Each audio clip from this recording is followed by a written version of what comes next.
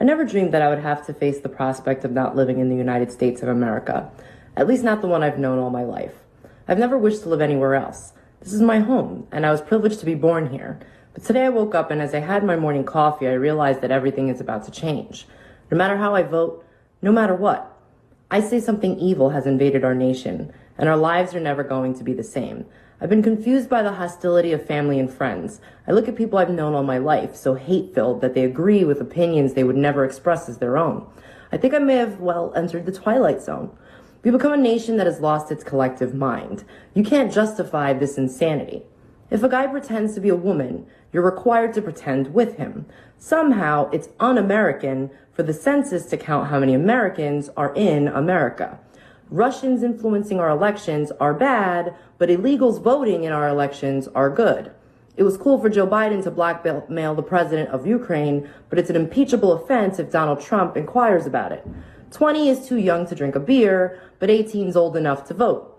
People who've never owned slaves should pay slavery reparations to people who have never been slaves.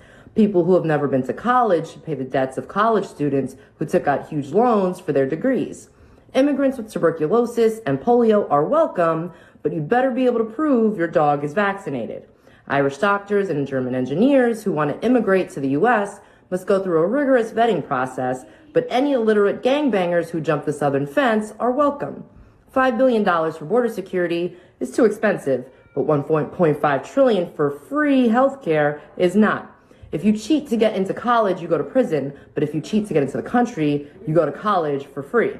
People who say there is no such thing as gender are demanding a female president. We see other countries going socialist and collapsing, but it seems like a great plan to us. Some people are held responsible for things that happened before they were born, and other people are not held responsible for what they're doing right now. Criminals are caught and released to hurt more people, but stopping them is bad because it's a violation of their rights. And pointing out all this hypocrisy somehow makes us racist.